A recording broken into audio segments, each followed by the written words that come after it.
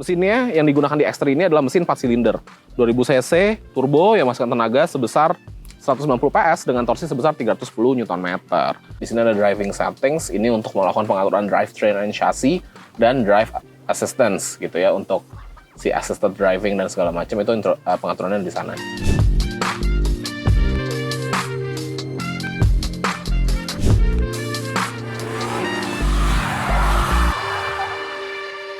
Halo Sobat Setir, selamat datang di Setir Kanan, balik lagi sama gue Narendra, dan pada kesempatan kali ini di sebelah gue ada BMW X3. Ini adalah X3 terbaru, ganteng banget mobilnya. Penasaran? Ikutin terus videonya sampai habis. Let's go! Setir Kanan dengan 50 outlet mobil bekas. Jaringannya luas. Setir Kanan.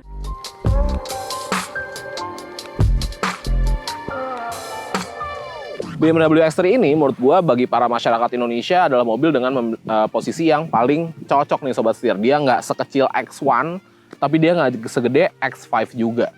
Di Indonesia, mobil ini itu compete dengan, kalau dari Mercy itu ada GLC, dari Lexus tuh ada Lexus NX gitu ya. Volvo ada XC60, nah mereka itu semua compete di kelas yang sama. Namun tetap dengan kelebihannya masing-masing. Dan X3 ini bisa dibilang memiliki kelebihan atau senjata utamanya adalah sheer driving pleasure-nya, alias rasa berkendara yang sporty banget. Kalau kita lihat, di bagian eksterior desainnya, mobil ini sudah mengadopsi desain terbarunya dari BMW nih Sobat Setir. Bahasa desainnya tuh mirip-mirip gitu ya. Kalau kita lihat di bagian lampunya, di bagian grillnya juga gitu. Dan ini grillnya dia bisa nyala Sobat Setir. Lampunya udah full LED semua, BMW LED, lampu dekat, lampu jauh, lampu sen, DRL, itu semua udah LED semua. Desainnya cakep banget, dia dual tone gitu ya, warna body yang dipadukan dengan warna hitam seperti ini di bagian bumpernya, aksen-aksennya gitu. Nice banget, cakep banget, dan bisa dibilang modern SUV-nya BMW ini kayak X3 dan X1 misalkan, itu memiliki desain yang cukup out of the box sebenarnya. Nanti bergeser ke bagian belakang akan kita bahas lebih dalam lagi mengenai desainnya. Tapi kurang lebihnya di bagian depan sih seperti itu ya. Dan yang keren yang gue suka dari desain X3 terbaru ini adalah dia punya hood yang di bagian tengahnya itu kayak masuk lagi gitu dan ada logo BMW-nya. Jadi nge-highlight si logo BMW sendiri, si propeller itu. Keren. Oke, kalau gitu sekarang kita bergeser ke bagian samping. Yuk. Bergeser ke bagian samping kelihatan ya bahwa mobil ini memiliki dimensi yang nggak begitu besar namun nggak begitu kecil juga. Jadi make sense untuk kita pakai harian di dalam kota, terutama di kota Jakarta yang macet dan jalannya lumayan kecil-kecil Sobat Setir. Di bagian samping ini terlihat dia memiliki tarikan-tarikan garis yang cukup supple, nggak terlalu ekstrim gitu ya, tapi tetap memberikan kesan sporty pada mobilnya. Seperti contoh nih, di sini ada tarikan garis yang nyambung tuh sebenarnya dari fender gitu ya, terus hingga ke belakang gitu. Jadi mobilnya nggak kelihatan bland, tapi nggak yang futuristik sampai kita susah untuk menerimanya gitu. Jadi masih mudah untuk diterima. Oke lah desainnya, nice. Kemudian kalau kita intip bagian velgnya, cukup futuristik, dia kayak akar-akar gitu ya desainnya ya. Dual tone, hitam dan silver. Ini velgnya juga ukurannya cukup besar di ring 20, dibalut dengan ban berukuran 255/45 ring 20 dari Pirelli P0. Nah, velg segede ini masuk ke sini nggak kelihatan gede, kelihatannya kayak ya ukuran standar aja karena memang mobil ini memiliki arc di bagian roda tuh lumayan besar gitu ya. Keren sih, nice banget. Dan untuk X3 ini itu adalah yang M Sport, dia jadi ada logo M-nya gitu ya. Warna biru, nice, kelihatan sporty banget. Suka sih gue. Dan ini menggunakan gagang pintu ala BMW modern, kebanyakan gagang pintunya kayak gini. Jadi kalau orang berlomba-lomba memberikan teknologi terkini di bagian gagang pintu, ada yang flash door lah, ada yang beda-beda desainnya. BMW enggak, dia kembali ke originalnya. Modelnya yang, kalau orang Indonesia sih nyebutnya yang kobok gitu ya. Set gitu. Ya memang terbukti lebih simple, easy to use, dan low maintenance, ngapain repot-repot gitu kan. Bergeser ke bagian belakang, kalau kita intip, ban belakang ukurannya belang nih Sobat Setir. Dia di 285 lebarnya, 40 ring 20 gitu. Desain velgnya sama. Nah, yang tadi gue mau bahas, X1, X3 itu sekarang memiliki desain yang kurang lebih cukup eksentrik sebenarnya, cukup beda gitu SUV-nya ya. Nggak seperti kebanyakan SUV lainnya. Dia tuh rada makin melandai ke bagian belakang, jadi makin belakang tuh rada makin melandai gitu, terus kayak padet gitu. Sebuah desain yang cukup unik, mungkin 50-50, banyak yang bisa nerima desain seperti ini, ada yang enggak juga. Tapi menurut gue desain seperti ini akan ikut oleh waktu. Jadi semakin lama waktunya, semakin lama kita pandang mobilnya, kita akan semakin bisa nerima dan semakin paham juga mengenai desainnya. Ini cukup eksentrik gitu. Biasanya kan mobil set SUV ya, naik di bagian atap terus turun gitu kan. Kalau ini rada patah-patah gitu sobat setir. Gimana kalau menurut kalian? Tulis pendapat kalian di kolom komentar di bawah. Oke, kalau sekarang kita geser ke bagian belakang. Yuk. Nah, desain yang tadi kita bahas itu pasti akan mengorbankan beberapa hal nih sobat setir, dan menurut gue yang terkorbankan di sini adalah ukuran kaca yang cukup kecil dan ukuran pintu bagasi yang emang nggak begitu besar juga karena desainnya dipadetin tinggi dan padet gitu ya. Tapi ya nggak tahu, nanti kita coba nyetir kira-kira gimana rasa ngintip ke spion belakangnya, apakah terasa sempit apa enggak, nanti kita bahas lagi. Di atas ini juga dia terdapat sebuah kayak rear spoiler gitu yang sebenarnya ini menyatu sih ya. Desainnya manis gitu ya. Kemudian lampunya desainnya cukup eksentrik juga. Full LED juga tentunya. Gue suka sih sebenarnya desain dari belakangnya karena balik lagi kesannya futuristic SUV gitu. Kemudian di bagian bawah, di bagian bumper, dia juga dual tone, jadi warna hitam dan senada juga dengan desain di bumper depan. Cakep ya desain belakangnya. Nice. Sekarang kita bahas mengenai mesinnya. Yuk.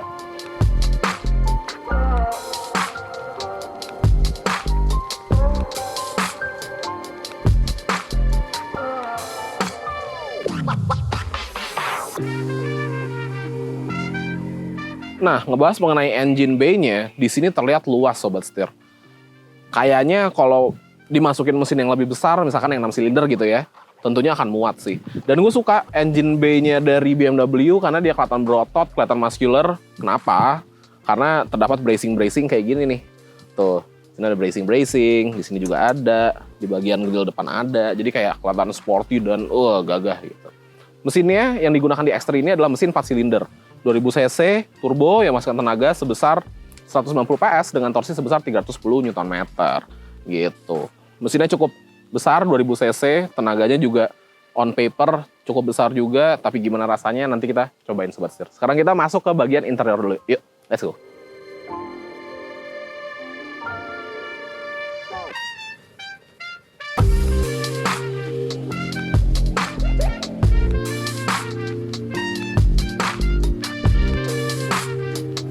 Oke sobat setir, langsung aja kita masuk ke dalam BMW X3 ini. Nah, gue mau mulai dari row kedua dulu nih. Duduk di row kedua mobil ini rasanya cukup nyaman. Oke, di depan adalah posisi berkendara gue. Tinggi gue di 170 cm. Gue nyetirnya normal, rada mundur dikit aja sebenarnya. Gitu. Di sini tersisa legroom sekitar masih muat 8,5 jari, hampir 9 jarian. Kemudian untuk headroomnya, kalau kita langsung ke kaca dalam panoramik terbuka seperti ini bisa 8 jari. Kalau ketutup mungkin ya sekitar 4 jarian mungkin ya, 4 jari, 5 jarian gitu. Recline angle-nya tidak begitu rebah, ini cukup tegak. Tuh, cukup tegak dan joknya juga bagi gue kurang panjang. Terus dia punya jok di driver dan penumpang depan juga di sini rada cekung gitu, jadi ngasih space lebih luas lagi rasanya. Tapi memang jika posisinya lebih tinggi akan lebih enak lagi, karena ini gue ngerasa sedikit sempit gitu ya, ke depan tuh lumayan susah gitu. Karena posisinya kayaknya level tingginya sama nih, kurang lebihnya ya. Gitu sobat setir. Apakah perjalanan jarak jauh akan capek duduk di belakang? Most likely sepertinya iya ya, karena tegak banget gitu. Tapi kalau untuk perjalanan short trip aja sih kayaknya masih aman aja. Nah, di belakang ini kita mendapatkan cukup banyak fitur. Yang gue suka adalah desain dari ventilasi AC-nya. Eksentrik banget, kayak modern banget gitu ya. Sekarang BMW menggunakan ventilasi AC yang desainnya kayak gini semua. Jadi ada kayak controllernya gitu. Itu tinggal geser-geser aja. Sama di depan juga, kalau mobil lain kan dia gerak gitu ya. Kalau ini enggak, dia diem, tapi yang gerak tuh dalamnya.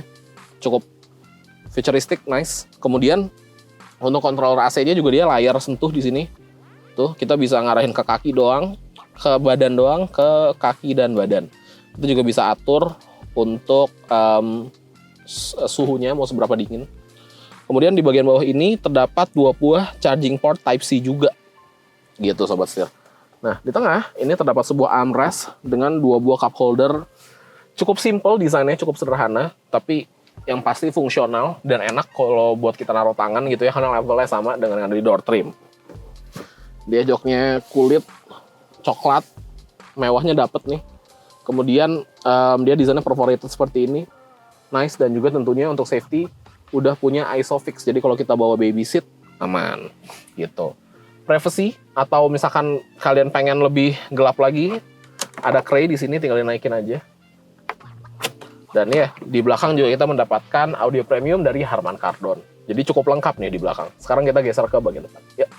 Pindah ke bagian depan, kita langsung disambut dengan dashboard yang desainnya futuristik banget. Ini sebenarnya love and hate sih. Ada yang suka, ada yang nggak suka. Kalau gue sih ya cukup bisa nerima desain futuristik seperti ini. Karena desainnya emang cukup eksentrik gitu ya.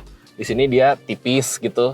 Di situ lebih tebel, terus dia kayak turun begini. Di sini rada bulky gitu. Di sini ada layar nyambung. Jadi ya love and hate. Kira-kira kalau sobat setir suka apa enggak? Tulis pendapat kalian di kolom komentar di bawah. Dia soft touch juga. Enak, di sini ada stitching gitu. Layarnya besar. Untuk head unitnya sendiri dia juga udah lengkap banget pengaturannya. Nah, ngebahas head unit ya, mobil ini sudah menggunakan iDrive yang terbaru. Jadi on standby dia displaynya seperti ini, maps, ada jam juga, dan ada untuk weather forecast-nya juga sobat setir.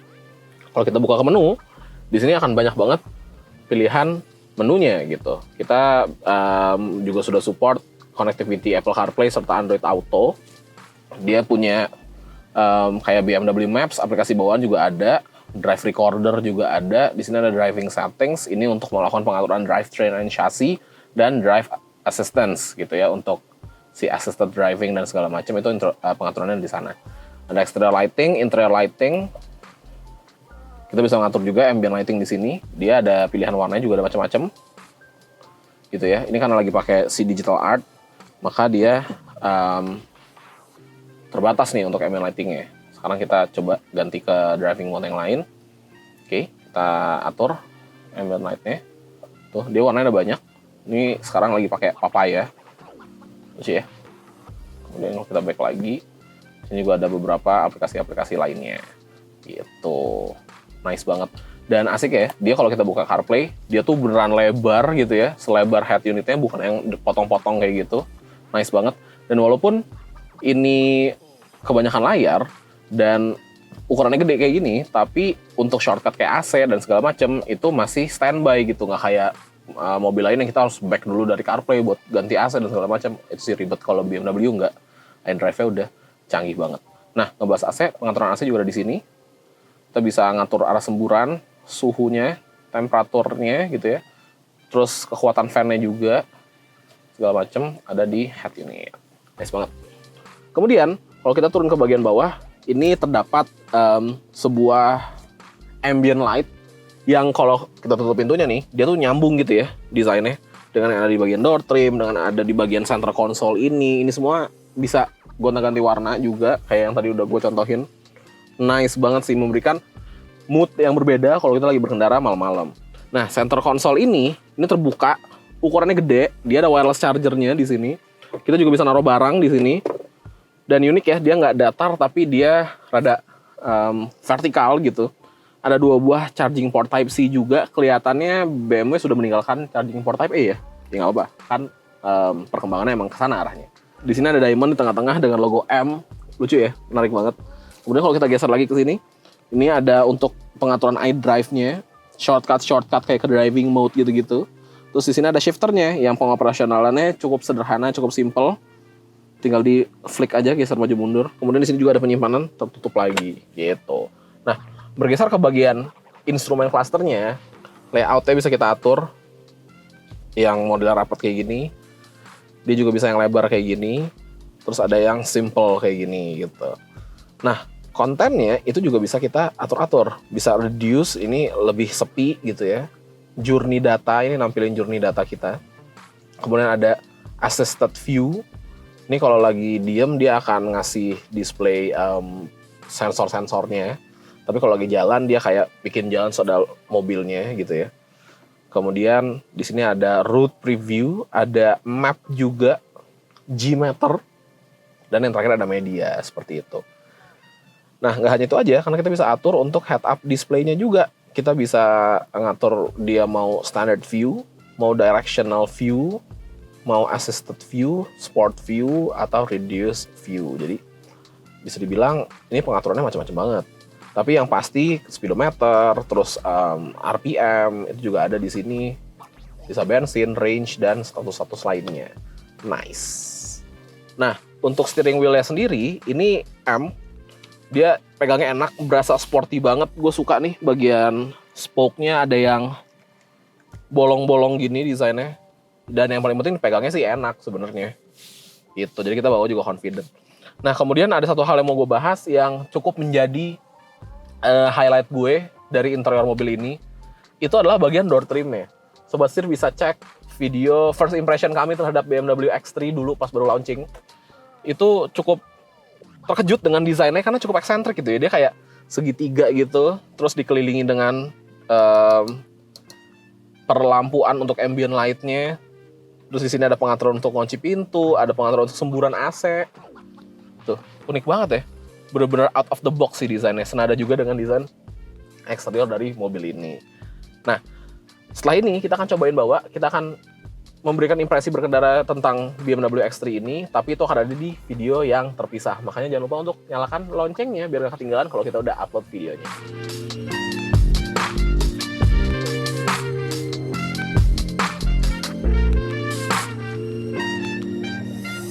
Nah, Sobat Setir, jadi bisa dibilang BMW X3 ini merupakan mobil yang cocok buat kalian para Sobat Setir yang mencari mobil dengan kemewahan ala BMW, dengan interior yang futuristik ala BMW, dan juga mobil yang stylish ala BMW.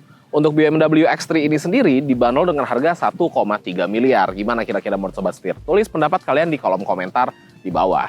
Oke, kalau gitu jangan lupa untuk klik like, komen, dan subscribe, serta follow TikTok dan Instagram kami di @setirkanan_official. Untuk para Sobat Setir semua yang lagi cari mobil bekas harga cerdas atau pengen tahu berita terkini tentang dunia otomotif, bisa mampir ke website kami di www.setirkanan.co.id. Narendra, sampai ketemu lagi di video selanjutnya. Salam setir kanan. Even kita belok dengan kecepatan yang lumayan ya, dan jalanan yang bumpy, mobil ini masih bisa melahap tikungannya dengan sangat-sangat baik gitu.